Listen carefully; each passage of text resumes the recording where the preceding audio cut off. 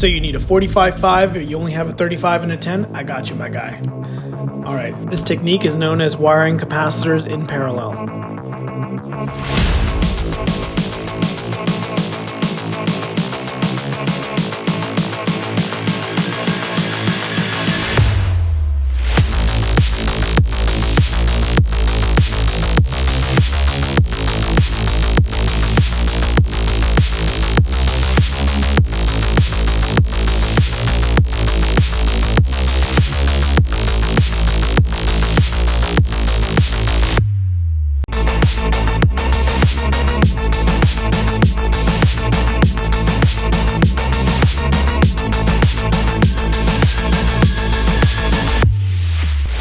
There you go, 45 microfarads.